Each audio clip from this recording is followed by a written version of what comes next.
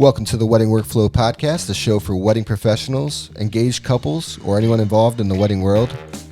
We'll be talking about everything from picking a venue, what to look for in a photographer, how to work with your DJ to get people on the dance floor, and how to handle all the craziness of planning a wedding. We hope you get something valuable from our show and our guests, and invite you to join us every Wednesday here at the Wedding Workflow Podcast. Welcome to the Wedding Workflow Podcast. You are here with Adam, Robb. We have Carson. We also have Tyler. And guess what? We have a recurring member, our first one. Woohoo! We have Jude Anderson. Welcome to the podcast. Hi, thanks for having me back. Your microphone is definitely a lot better this time. Yes. Yeah. Everything is sweet. I really like this. This is a good setup. Yeah. That was a rough setup last time. That was rough. We apologize. Hey, we've all grown since then. Oh, yeah. It was like our first time with a guest, I think, wasn't it? Yeah. So we were... Yeah, we were like, this is going to be great. Yeah. And then... it was great. Yeah, it was great. We Had talked a lot about of some good good stuff. content. Yeah. Heard good things about it, so... Anyways. Now we're version 2. Yeah, now we're back in the studio. We kind of have it a little bit more put together. Still figuring things out, but we're getting better every episode. So I've heard that only 5% of podcasts make it to this episode. Yeah, so. like what are we on? I think we're on like this I don't is 15, even know. Yeah, 16? something like that. We're I getting said Did you know that. that 76% of stats are made up? Yeah, absolutely. Yeah, that every time I've made that up. So That was good. I forgot about that joke. We had like a little running joke on there. Yeah. every time we started, I was like, I heard that only 1 in 10 podcasts actually make it to episode 5 or something like that. Yeah. But you're back. It's been a crazy year for everybody in the wedding industry. Yes, it has. Oh, yeah. And I feel like you were telling us when you first came in that it was even crazier than normal. Yes. What happened? So I have a studio space as well that I use for boudoir, for families, a lot of newborns, that kind of stuff. And some things happened to that. The building was sold not to a person whose values necessarily aligned with mine. So we decided to call it quits. And I am currently working on a new space. So right now I'm just working out of my house and, obviously on location for everything. Weddings make that really easy because, I don't need a studio for weddings. So we've been working out of the Onesto downtown, which is absolutely beautiful, and their staff is phenomenal. So honestly, if anything, it's just put me into more contact with a lot of great people and kind of made me push through. Yeah. Nice. That's bigger awesome. and better. That's what I'm going for. That's good. That's the goal. Network is key. Yes, Yeah. absolutely.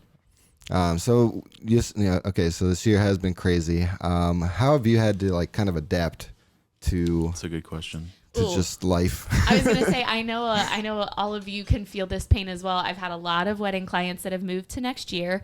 So it's been hard because one, you're counting on that as, your source of revenue. All of us are, full-time photographers, DJs, all of those things. So that plays a pretty big part into what you're expecting to take home for the year. Usually you book years, a year in advance, 6 months in advance, whatever. So you're expecting a lot of that. And I've been really treating it like leading with my heart and, loving on my clients because I know that this sucks for them too. So, I haven't charged any rescheduling fees, even though that's taking a 2021 date, a nice Saturday that somebody else would book, a fresh wedding. But honestly, I think, I joked about this earlier. I think if anything, 2020 has grounded who I am and in all of the wild things that have happened that are kind of unimaginable at this point. And now you're standing here saying I just got through that. I've maintained who I am and the values that I hold for myself and my company. So I think 2020 is a win. Yeah. It sucks, that's good. but it's a win. That's a great outlook. Yeah. I like that. That's very positive. Yeah, because I feel like all three of us as well, we've had to kind of adapt to it, and I feel like especially any business that you look at, I think we've kind of seen the values that those businesses have through this whole situation, even big and small. Mm-hmm. Oh yeah. You see that's when because I feel like when those crazy situations happen, that's when you see people's true character a lot of the time. Absolutely. For sure. Well, in customer service, how large corporations are treating their employees, what lengths they're willing to go to keep them safe, to keep them financially secure, all of those big things. A lot has come out. Yeah. Both good and bad. Yeah, that's true. Absolutely. Yeah. And I like that you didn't charge people for things. I heard there was a lot of people that are like, hey, how much do you charge if we move the date? I'm like, gosh, it's not your fault. Well, and that's the thing. Yeah. If somebody wants to move a date, I've moved, I think 2 dates in the past, and it's been, if I have the date open, it's yours. I don't mind. If I don't have the date open, then I do keep your fee, because that's what it's for, because I've probably already turned people away for that date. Right. And then, we move on and I find you an awesome photographer for that day. But I just think that I've maintained my integrity in these situations, and that's really like the baseline of what we can do as humans right now. Right. So. That's really important. And so many people are saying that, like, if you're a business and you make it through this time, that like you're going to be so much more healthier and build on this going into hopefully next year. Hopefully 2021. But it's that even more you'll of a really mystery. really stand out, because people want to work with good character people. Right. They're going to be able to see that through this. It's interesting that you're talking about how businesses, we kind of saw the good and the bad in them. It's been interesting to watch businesses evolve. Like, as a videographer, my business tanked for like a month. And everyone's just trying to like figure everything out. And then at some point in time, they like just evolved. And they were like, oh, so we did this before, and that's what we were going to hire you for. And we're not doing that anymore, but we're doing this thing because we realize all of our clients are online now. Yes. Or all of this is online. So we need to be doing training videos that go online and all these different things. So it's kind of funny that, like, as of like June, everyone was like, oh, we're back to normal, but everything is different. Yeah. Because everyone needed to change. I can't tell you how many like conferences that I would film and things like that were like, oh, we're not going to do it at all this year, but we're going to film the people speaking and pay people, or people will pay to like have access to it, basically. But it's been so funny to like watch everyone just like freak out for a little bit and then say, okay, well, this is life for now. Absolutely. How do we survive? Well, and 2020 has been. It's been a really hard year. It's had a lot of like trials, but it has honestly been a chance to grow and evolve in so many ways. It's a chance to like pull that flexibility out of yourself and figure out like, okay, I am able to roll with this because nothing is going how it's supposed to. Every plan I had for this year has been blown to smithereens, and that's okay because it's making way for something, again, bigger and better. Yeah, for sure. Yeah. That's great. I mean, like, I feel for like us in general, like I don't know, like we kind of, we bought a building through this whole situation. Yeah. Or not bought a building. At least a building. Yeah. But yeah, like we kind of took things as it came. And then, I think it was easy for us because we have a connection to different like DJs and other people, so it was easy to like switch dates around and kind of juggle that. And really, not a lot of a lot of standalone DJs might not have had that. Yeah. Made me feel like, wow, the importance of having such a solid team of people around you and a network of people that you can count on and trust, because like, the only way I like made through that is because like, we're just relying on like the support and the help of everybody else around to try to like all work together to make it happen. Yeah.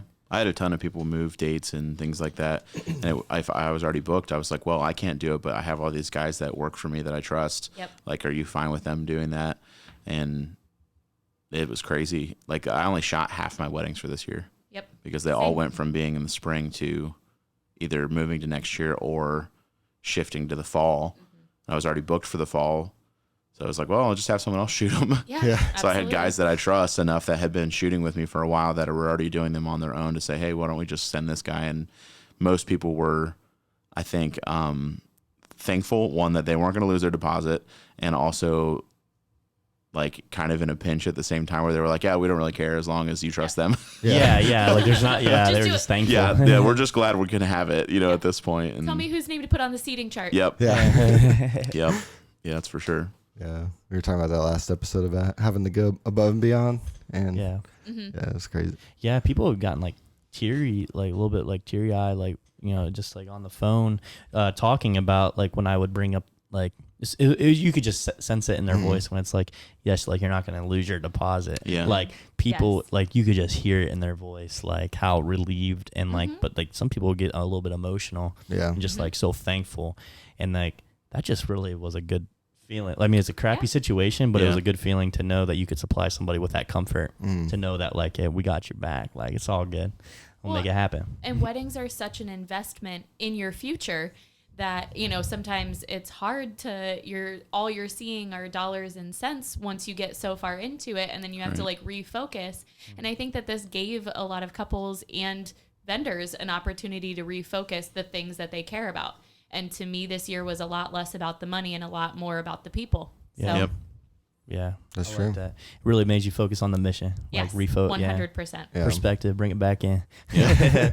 Yeah. And we've seen, I mean, without weddings, you've been able to do like a lot more like boudoir sessions, that kind of stuff. Yep. How's that been going? Because I think we had you on, like, was it right before you launched it, or somewhere? I was just like dipping my little toes in it, and you know, not quite sure what I was going to do with it.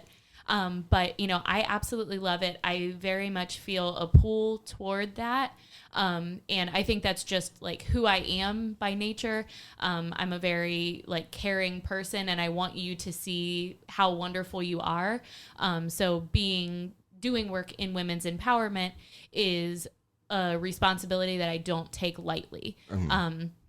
So just the opportunity to have someone come into the studio, shower them with love and praise, and wow, you look beautiful. Oh my gosh, I can't believe you did that with your life. That's amazing.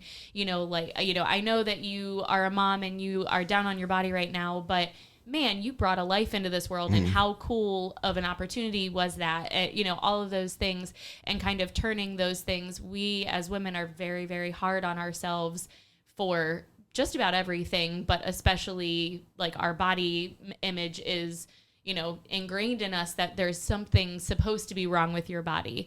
And getting to show women like, nope, it doesn't have to be like that. And like, yes, we all have something that we're uncomfortable about, or, you know, something that, oh, well, my nose looks weird if I'm at this angle or whatever.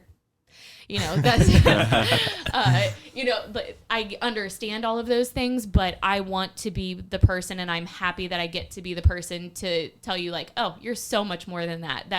That should be the smallest thing. I would never have noticed if you hadn't brought that up about yourself, and, you know, just really like push you further into loving yourself.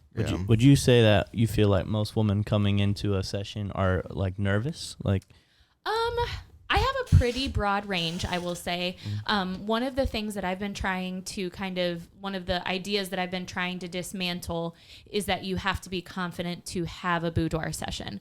I think that boudoir is meant to build confidence, not confirm that you are already confident or some variation of that. Well, that's interesting you said that, because I'll be honest, like, I was kind of thinking like, wow, like, yeah, to do a boudoir set, you got to be really like, you got to go in like feeling confident. Oh, wow. So yeah, that's giving me a whole new perspective. You have to be brave. You have to I like be that. open. That's a better word. I think being brave and being open are a little bit different than being confident, because a lot of women will look at their bodies and say, well, yeah, I'll do it when I lose the 10 pounds, or, you know, like, oh, I wish I didn't have this scar. All of those are wonderful things, and there are amazing ways to utilize those and to love your body for every single bit that it is. And one of my big things is I obviously do retouching. You know, who doesn't want their skin to glow? Who does, you know, that kind of stuff. But one of the things that I hold really firm on is changing any type of your body. So, I always want you to like come away with photos that are like enlarged versions of, you know, who you are and what you are. But I won't tuck anything. I won't hide anything. We obviously use a ton of like the correct angles. That's why you pay a professional trained boudoir photographer, not somebody who like, oh, just let me try and take those photos. You know, you pay for the experience of understanding the lighting and the highlights, how they fall across your body, and the angles of which you want to be shot, the light into which you want to be shot. So, I think that is a very cool thing. And, you know, I typically show a woman after I take her first photo and she says, oh my gosh, is that me? And I say, well, unless somebody else is in the room and I'm taking her, you know, make a joke out of it. Like, yeah, of course it's you. But until you see yourself through my eyes, through my lens, whatever, that's not how you see yourself. And it is such a cool opportunity to get to the ordering session and have a woman start crying because she's like, I never knew I looked like this. I never knew I had this much power in me. And we talk a lot less about like, wow, you sure are pretty. And we talk a lot more about like, look at that confidence in your eye. Look at, you know, how you're standing, look at how you're like pushing your forehead towards the camera instead of shying away or trying to look away, because you are feeling that power. So it's just a really cool opportunity. Yeah. Would you say after like they see the first picture, do you think like you see like it? Oh, it's that's where they like it clicks. Yeah. Yes, in their brain. And then it's so fun because they start to open up in a creative way. So it's more of like, hey, if I try this, if I move my head this direction, if I put my arm here, and I say, yeah, absolutely, go for it. And, obviously I have what I call flow posing, so that it kind of works you through a lot of really beautiful poses and, angles.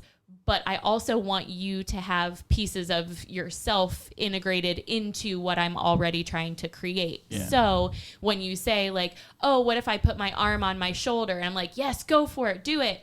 Because I want you to be like, I want you to look at that one photo and be like, I even came up with that pose, So not only is this all photos of me and I look phenomenal, but like I even had a piece in that creation. Yeah. What do you think? So I'm imagining like people probably have a lot of questions before they book, right? So like, what do you like? I'm sure if you get the questions a lot, I'm sure everyone's has a lot of similar questions. So what are your most popular questions, and what are the answers to them? It's funny because I don't know if it's necessarily a lot of questions. The driving factor is comfort. So you want that reassurance, you want that comfort from the person that you are kind of bearing your soul to. So the first thing that I ever do, most of the women that I shoot have already come from my Facebook group. So we have a private boudoir Facebook group that I spend a ton of time in personally. I share a lot of personal things. I share selfies, because I would never ask you to do something that I myself wouldn't do. So I think that does go a long way in making women feel comfortable and safe with you. And so I share a ton in the group. And then if you're ready for a session, we get on the phone. So I say that it's going to be 20 to 30 minutes, and it usually ends up being an hour because we're having a good time. We're getting to know each other. And by the end of that phone call, what we're going to do. I walk you through what the day looks like. I tell you, all of the collections and the packages and the things that you can buy or the things that you can do with your photos. So you kind of get that consultation is huge. And then I really make myself available for the rest of the time. So the little questions, I have a really long torso, what lingerie is going to look okay on me, those kinds of questions I do get. But I think a lot more than that, I get the kind of almost like the deer in the headlights of like, help me feel safe. Yeah. And I'm good at that. And I love that. And that, that's part of my personality. Yeah. So I like that part. That's cool. That's good that we have these podcasts, because I'm sure everyone can sense that through the podcast. Yeah. Your personality. Yeah. That's good to have a passion for it. And I like that you take it like you're not, you are a very like deep individual. And I like that you take it kind of there with your clients, because I feel like there might be a lot of people that don't go as deep and don't try to form that connection and really try to bring something out of somebody that they didn't know about themselves. Absolutely. Yeah. Well, and the session itself is really fun. After we do the session itself, I call it a lunch break. So what I'm usually doing is quick edits of all of your photos so that you get to see all of them before you ever leave. And honestly, by the time you're done with your session, you're on this like high. You feel great. You've been built up by multiple women. Selena is usually right behind me saying, oh, damn girl, you look so good. And that kind of thing. So it's really nice to be built up for, a couple hours, and you have your hair and makeup done. So you already feel like you're, doing your best. And it's just a really good feeling.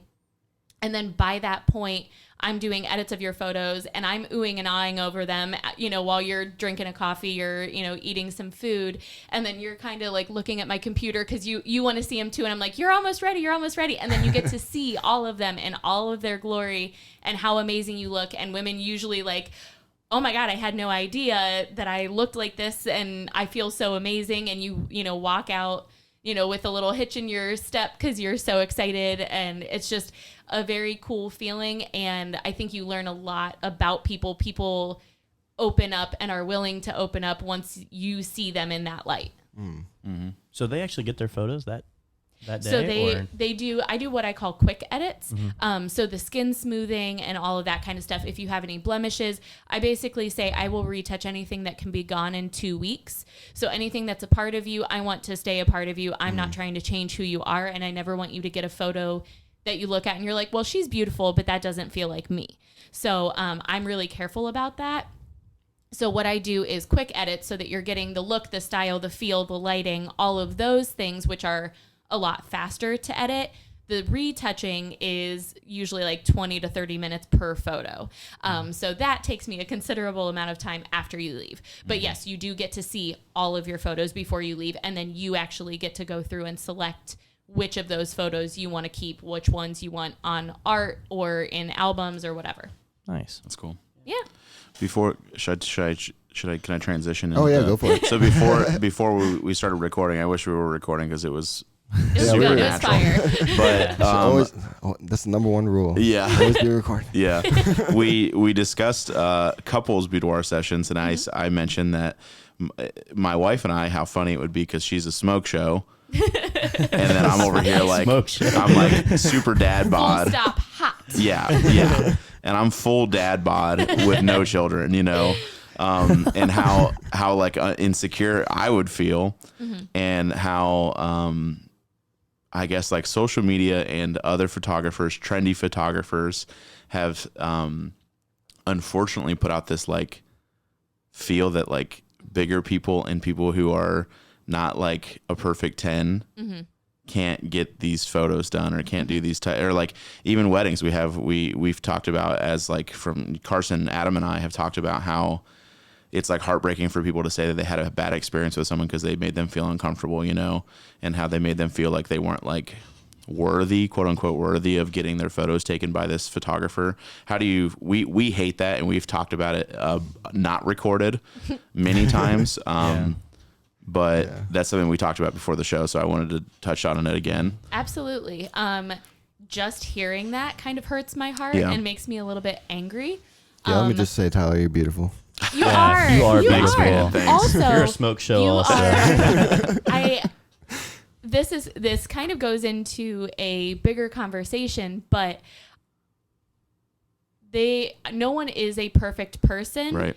But I truly believe that you are a perfect person for someone if you choose to be that person. Yep. So the idea that like, well, you're not a 10. Well, you are a 10 to that person, right. Or you are a 10 to yourself because you decided that you are worthy of being a 10. Yep. And, looks are just the most insignificant part of everything that you are. But unfortunately, that's the part that we get to capture on film or digitally, more likely. But I boudoir especially, and I will go back into weddings too, but boudoir is for everybody, every single body. And I think that it is extremely harmful. Photographers who are going specifically for a look or who only take on certain clients, I think a lot of that is, one, it's an error in judgment and sometimes character. Yeah. But second, I also think that it's a lack of confidence in the photographer.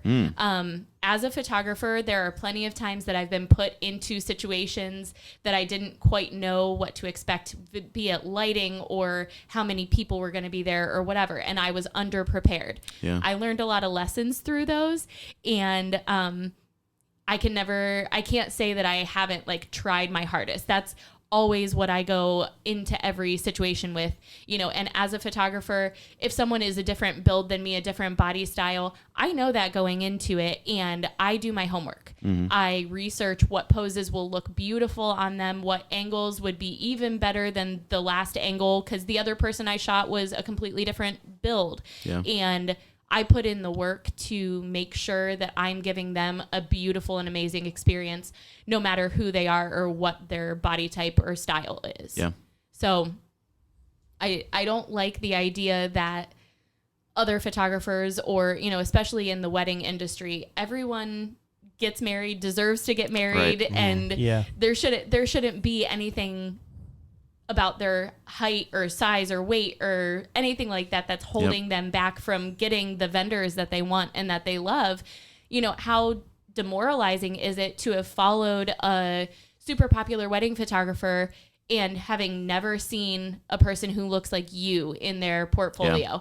Or if they are shooting those weddings, they're not sharing them on Instagram because they're not photo worthy. And to me, that's I've gotten weddings specifically because I love every single body type. I love every single person, who they are, what they stand for. And that's a very cool thing, in my opinion. And I think even on like a superficial level, like it just makes you a better photographer. Absolutely. And then when you close off those people, like you're not getting as good of experience as you could, and that's just on like a superficial and that's level, a lack of confidence in yourself. That's it's stopping you from being able to shoot those people because you know that you don't know what you're doing right then, and then you're too scared to be like, hey, I'm going to be really honest with you, I've never shot a person of this size, shape, whatever, so will you do me the honor of helping me and teaching me? Like I am here to learn from you just as much as you are here to get great photos from me, and I will not let down my side of that bargain. I never ever will. This topic bothers me so much. It's something I've became increasingly more passionate about, like as time goes on. And unless you got what you guys think too, but like something that couples can look out for something like this. I really, just from my experience, and I don't know anything about photography, but I just like, if you look at like an Instagram page of that photographer, like you said, and like you just kind of look at all these people and they all look like they came off of a magazine, then I feel like that's a pretty big indicator. And that's true. And even if they are, which I almost feel like this is also just as bad, if you are doing like photos for somebody's wedding, but they do have a different body type or look to them, and then you just don't post their pictures, but you're posting pictures of everybody that looks good. That like is a whole nother problem. It's like your friend that you're embarrassed of. Like, it's like saying the same thing that like, we can be friends, I just don't want anyone to know about it. Well, and to me, that feels like sure, I'll take your money. And that's just not, I don't think any of us in this room lead with that mentality. And I'm assuming this has to be a pretty has to be out there, like it's as a common thing, because I feel like common. There's people around in our area that I feel like do this. So like I could only imagine what it's like on just like the scale of everything of how many people are out there doing that do this, and it definitely seems to be the very trendier type of photography. This is kind of a hot button thing, but I have recently had a boudoir client. She was really interested in a session. She was really excited, and she didn't see enough diversity in my portfolio. And she asked me about that. And at first, I felt like I got dinged on something. And then I stepped back and I thought like, okay, is that a true decision? Is that a fact, what she has said to me, or is it something that she hasn't seen? So, I took some time with it instead of like responding like, well, you're wrong because I've done a lot. And I thought about it and I thought like, okay, so what am I showing? What diversity am I able to show in my portfolio? And when I thought about it, I came back to her and I said, you know what, you are right in a lot of aspects. I take privacy very seriously, especially for my boudoir clients. So there are a lot of sessions, that probably a third of the sessions that I do that no one ever sees, because those people have chosen that is only for them, that's only for their partner or whoever they choose to share those with. So I have no access to those photos. Like, I mean, physically I do have access to it, but you know what I mean? I have no plans to ever share them. So when she said that, I said, I can completely see where you're coming from. I do want to assure you that I have shot, people of multiple ethnicities, people of varying weights and heights and all of those things. I want to assure you of that. But the thing that I pride myself more on is the trust and relationship that I've built with each of those clients. And I wish that I could show you some of those because they're stunning, but that's not where we're at. And she said, oh, okay. No problem whatsoever. And I'm super excited because she wants to, she already said, I cannot wait to sign a model release for you so that you can, and that's, what a cool thing. And it was a matter of humbling myself to not give her some type of snarky answer like, well, you don't know, or something like that. And then saying, you know what, in all honesty, I would love more diversity and I would be honored by it. But right now I can only show what I'm able to show. And that was enough to have an honest conversation with her. And she was like, cool, I want to help you with that. Yeah. And like what a great connection is that to be able to be so honest and then have somebody be like, I like that. Okay. Yep. Yeah. That's cool. Dang, that's a great story. Yeah, that was really great. Yeah, I feel like, I don't know. I'm trying to think if there's other people do this other than just photographers and video. You think it's common in videography as well? Oh, yeah. I mean, like, video, I feel like, unfortunately, a little worse. Because everyone gets photos. True. Mm-hmm. And not everyone gets video. And I feel like the people who are one, insecure, they will get photos because you're supposed to get photos. Mm-hmm. But video, I feel like, is less likely. Mm-hmm. That if someone is already insecure and they hate like seeing themselves on a phone video or like even anything, they're less likely to get videography for their wedding. But I feel like it's the same thing. The integrity and character is like across the board with photographers and videographers, where there are certain people who are picky about who they will film for or take pictures of, and if it doesn't fit their criteria, they won't do it. And I feel like I feel like some weddings, it's like every wedding is different. I feel like there's like rural weddings, there's urban weddings, there's like every wedding's a little different, and you have to be comfortable with like making that change, Mm-hmm. But yeah, I don't know. I think it's probably across the board. Yeah. Because I feel like. Sorry, go ahead. No, I was going to say, in my experience, this is not something I've ever considered. So it was kind of interesting to kind of rack my brain, going back through videographer, no videographer.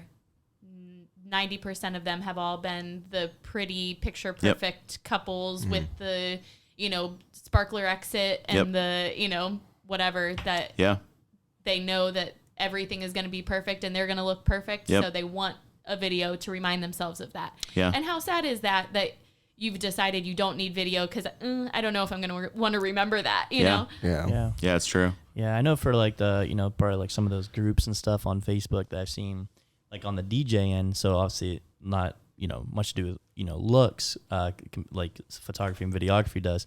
But if the DJ hears or like in their consultation that like they have maybe like a little bit different of a music taste than what's popular, that they won't do their wedding.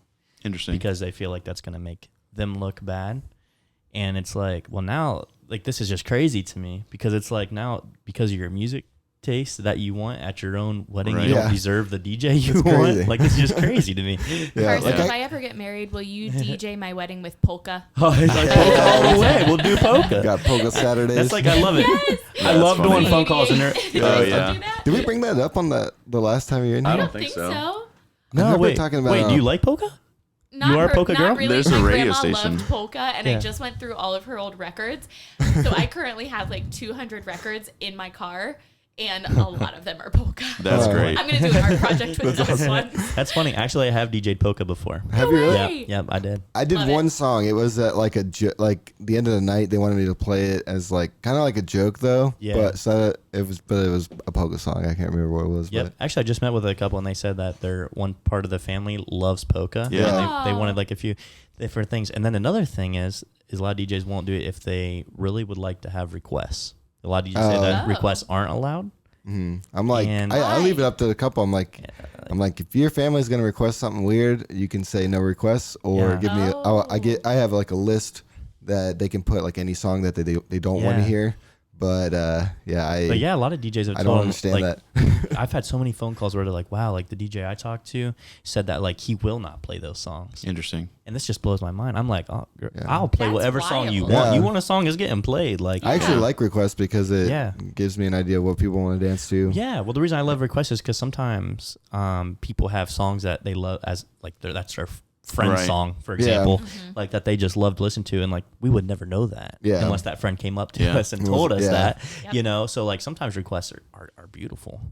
So but so then that's like crazy to me. So like not only is it like photography and videography, like people don't get the ones that they want because of the way that they look. Now it's like now we're getting into like the personality and like who you are thing that DJs won't go because that's not what matches their thing, and it's just like, man, like to me, I'm like, I'm just here for you. Like I'll do whatever you want. Like, I think we just uncovered though the like accommodation. That is absolutely what we all as wedding vendors or, you know, small businesses both, that's what we need to be doing. That's what we should be doing. We should be leading like with a servant's heart. Yeah. And absolutely. I think that's it's kind of eye-opening that a lot of people don't, and they've somehow turned their job into like a look at me versus like allow me to do this service for you.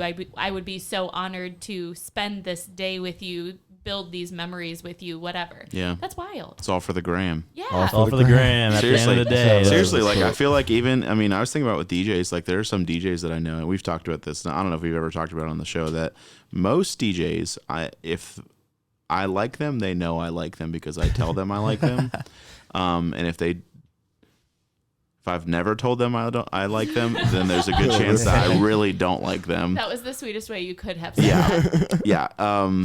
But like, unfortunately, with as for photographers are trendy, hip, and have a look generally.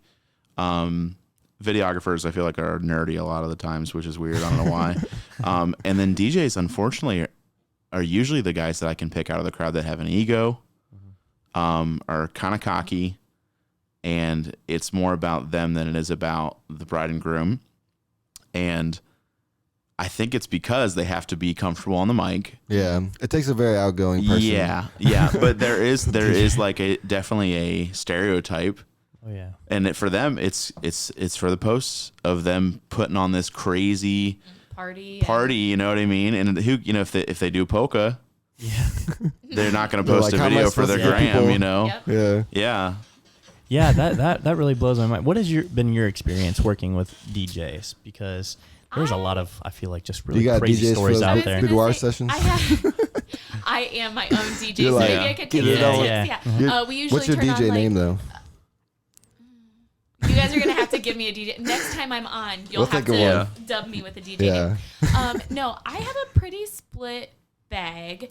I can tell how a DJ is going to be from my first interaction. Yep. If they see me, obviously I'm wearing 2 cameras across my body, you know who the photographer is. There's no question. Yeah. And if I see you walking around like setting stuff up, last time I saw you, I ran up and hugged you. So that's a little bit different. But, you know, like usually like we like make eye contact and then we walk towards each other and introduce ourselves.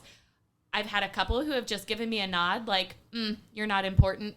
And it's like, you know, usually I set my stuff by the DJ. I always get their cards. You know, if they do a great job, if they have an awesome party, I love giving my couples, I give them florist recommendations, baker recommendations, DJ recommendations all the time because usually the venue and the photographer are the first 2 things chosen. I give recommendations for you guys all the time because I know that you work the same way that I do, that you value the client and the couple, all of that. And it's just very obvious to see who's there to get a paycheck and who's there to like help a couple have just an absolutely amazing day. Yeah.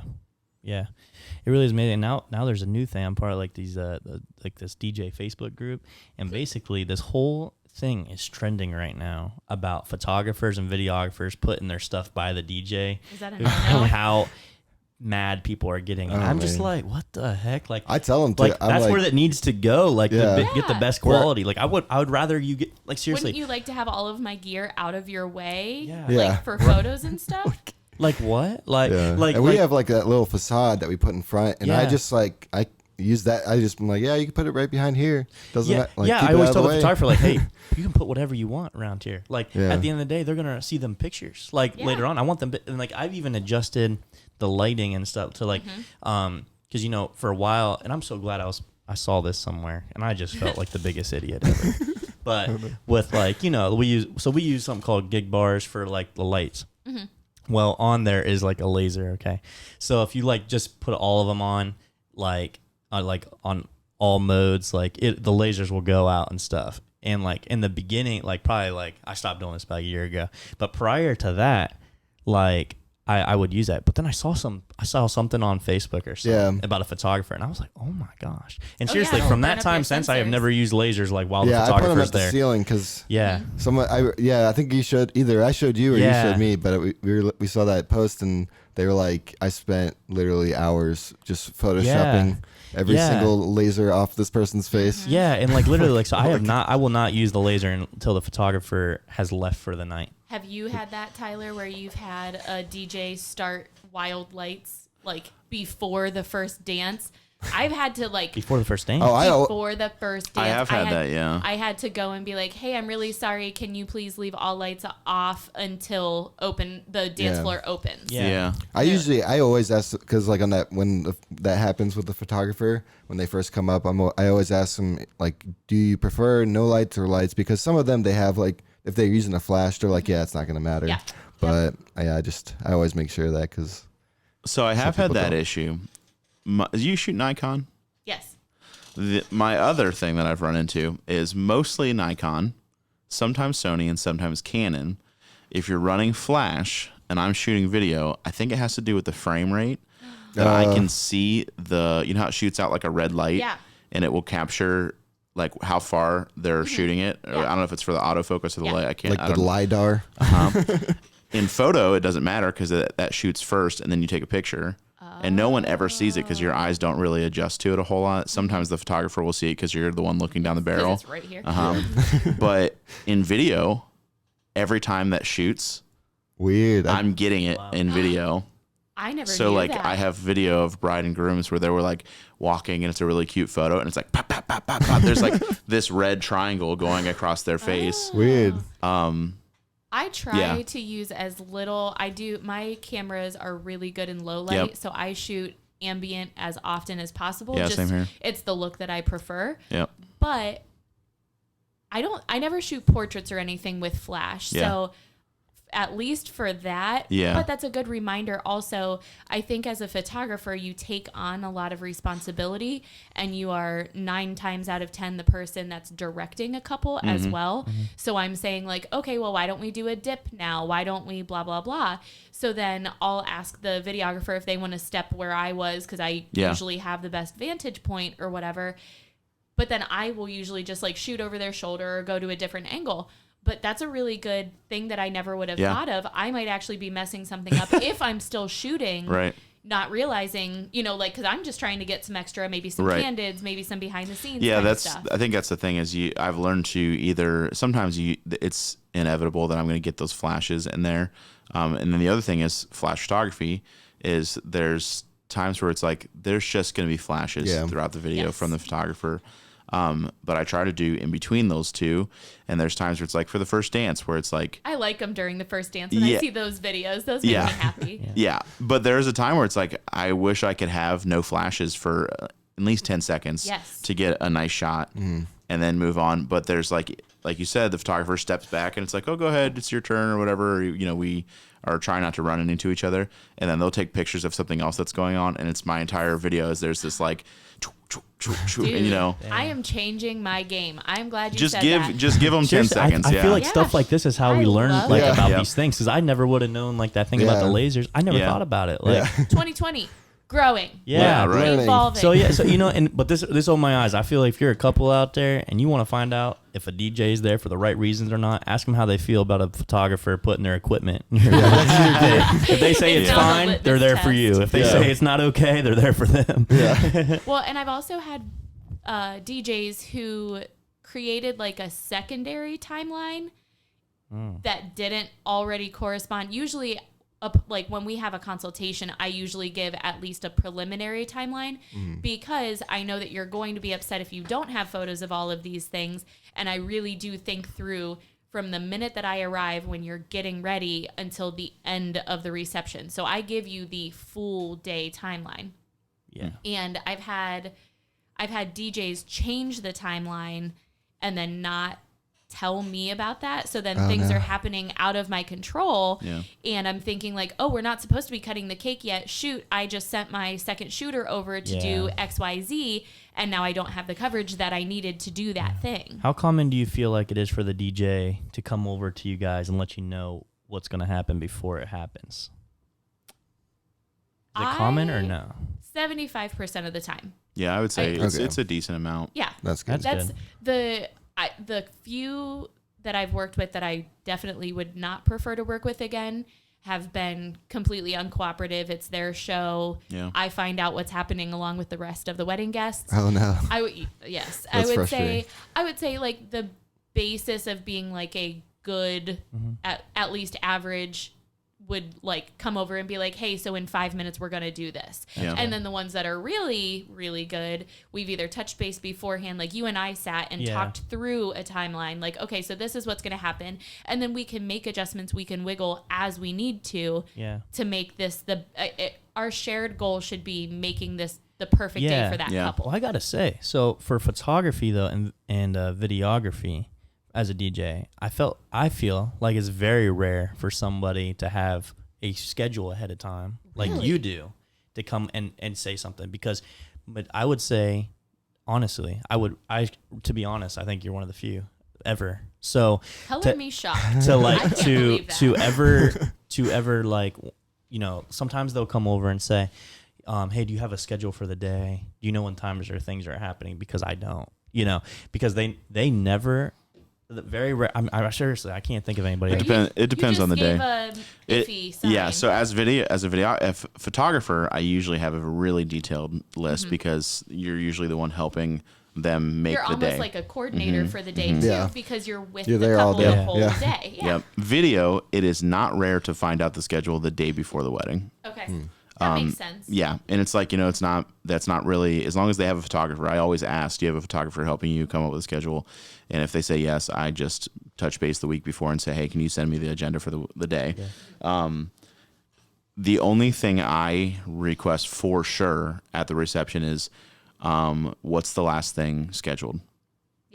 Because that's the only thing I really need to know, at least as a videographer, for the most part, until I get there. And most of the time I get there and touch base with the DJ, and he says, hey, at this time we're going to do this. At this time we're going to do this. But sometimes I do have, like, at 7:15 we're going to do the first dance. At 7:35 we're going to do the cake cutting. At, you know, all these different things. But there are times where I show up and I have no idea what's going on until I touch base with the DJ. Wow. Yeah. Except for this is when I can leave. Yes, and it's you know like, when you're supposed to arrive and when you're supposed to and leave. as long as sometimes I say, they're like, well, I'm not really sure what the schedule looks like yet. I say, okay, well, it doesn't really bother me because I'm there. Wander, you know? Yeah, because it's like I'm going to be there anyways, as long as this is the last scheduled thing and I can leave after that, just to be fair on both of our times. Absolutely. Because otherwise it's like, there's been times where I got there and I didn't have a schedule and it's like, oh, you have the garter toss scheduled for 10:30 and I'm supposed to be out of here by 8:30 and like stuff like that where it's like, well, that's not really going to work. And then what do? Do I just stick it out or do I, you know, my favorite is when I get there and they said they weren't going to do a send off and then I find out there is a send off and I'm like, I'm a huge proponent of faux send offs. So sparkler exits do it beforehand. And stuff, do the sparkler exit as soon as right at nightfall. It's perfect. Well, it's better for the couples too because there's more people there. That's exactly it. And you want all of the little kids that are so excited that have that little light in their eyes because they're watching something like this for the first time. Yeah. And then, you know, usually once the dancing and the drinking and all of that kind of goes down. Yeah. It's very hard to like. Parents are going home. Your grandparents are going home. You know, that kind of thing. But great job on having a schedule, Jude. Yeah. Hey, very, very you know nice what? job. I actually keep it on my watch. So I have an Apple Watch and it pings me every time we're supposed to be moving to the next thing. Oh, nice. So that I know the entire day I can always look down at my watch and know where we're supposed to be. Yeah. And I actually use that as a way to encourage the couple to like own their day. Right. So if we're doing photos at, you know, say 5:00 and we're supposed to be back for reception to start at 5:30, if we get to 5:25 and we're having a great time, they're getting a ton of cool stuff, the energy is awesome, then absolutely let's make that decision together that we should be walking back right now, but we're going to stay for the extra 5 minutes because we're just loving it and we're getting really cool stuff. Yeah. So then they are making that educated decision, not just saying like, oh, hurry, and feeling completely out of whack the entire day, like they're constantly playing catch up. Yeah. Yeah, absolutely. And then this is, I think the biggest benefit is when you have a good DJ, a photographer, and videographer. Not many people, I don't know if everyone realizes like that's, you know, getting married, that we really work together the entire time. Yeah. So say that does happen where that gets pushed, say the vibe is just awesome for the photography. Well, one, you're going to find a lot of DJs will probably actually get upset about that because now you start interfering with their time. So, and they think it's about them. Their time. Yeah, right. But a good DJ has probably already put buffer time in their schedule and already figured out a way to get back on track because those things happen. And why would you want to get in the way of that? There's been times I found out like that, like either the photographer or the videographer like has like a time to leave that's like we had already gone through the schedule and they just didn't realize like, oh, that actually we want this on video or we want this, a photo of this. And so I'll like move up events. I'll try to make it work. Yeah. So I always like to ask them like, what time are you leaving tonight? Because sometimes they don't realize and it's like, what? And then even time I'll be like, well, that probably should be in the video, or like you're gonna want to have pictures of that, or if I know there's a special song that their family gets really into, I will make sure I play that before the photographer leaves. Even that if that's not the most ideal time that I would have in my head, maybe I'd want to play it later. But that's not the point, because like they're gonna get down to it and they're gonna have great pictures and videos. After that, our job's done, we're done. Yeah, but like that's what they have afterwards to look at. Yeah, bro, I don't know what. So I had a Headtrauma wedding, where I had some of the guys that work for me shoot it because I had another wedding that day, and it was for photo. It was Ben and Micah did it. I have pictures from that wedding that I was editing yesterday. That I don't know what song it was. But the entire dance floor, I've never seen so many happy people in my entire life. I've never seen anything like this in my life. It was a song called Cocaine. Funny enough. Yeah. Who's that by? Cocaine. It's by Johnny. Yeah. That's how. Who's it by? Is it by Johnny? I don't know. Somebody. It's on Rock 107 all the time. This family has a full tradition of all coming onto the dance floor. I knew it. I wasn't even there. There's a full dance to it. That's hilarious. No way. I had no idea. I love it. Everyone was doing this. This family came up with it. This wasn't like I took it off YouTube. This was like a full dance that has been handed down by generations since that song has came out. Half the reception pictures are of that song. It's wild. Hey, when you get the right energy at the right time, you shoot your heart out at that time, and then you just kind of. When I even told them the photographers that were there, I said, "Hey, like, just so that I think you should try to be." I said, "I'm not sure what to expect when this happens but I heard that there's a chance. There's just something that's telling me this is going to get a little wild. So you might want to prepare for it. It was lit, man." That's awesome. It was sweet. And I knew that's so funny because I knew looking at those pictures, I was like, that has to be a family thing. Yeah. Because I was like, I've never seen the dance before, but everyone knew it, and it was like every age too. Like it was like really old people and really young people. They had me play it 3 times, I think, and on the third time, it was more than just the family. At that point, so they it invited. Literally was a third of so the that's the thing. Okay, that's why there's so many pictures. 3 times. Oh my gosh. Okay, that makes a lot of sense. Oh yeah, we did it once an hour. So wow. Dude, that's like that guy. I always bring this guy up. This one guy wanted me to play Sandstorm, like periodically throughout the night, and only he would dance to it. It's like the opposite. That's funny. Oh, jeez. Yeah. But the third time they invited everybody up, and the family taught them how to do it. Wow. Oh, that's how they do it. It's the weddings. Yeah. That's how they... So now, I don't even know how many people are doing... I mean, just imagine the next wedding for this family. It's game over. Yeah. That's awesome. It was really cool. Man, really cool. How do I get invited to these weddings? I know. Right? They had that sweet floor, too, that dance floor. The light-up dance floor. Oh, yeah. Oh, that place is really cool. It's called La Place. In Akron. It was like a fancy, I don't know, 30 by 30 dance floor. floor. They have a very cool dance floor. It's all LED. It was like an LED floor. It even says their names on it and everything. Yeah. It's very cool. Oh, they it changed throughout all like the BOGO? Yeah, super cool. Like they like say congratulations and on the dance floor. It's really cool. Yeah, it was cool. I need to get a wedding. Very neat. It made the pictures like wild.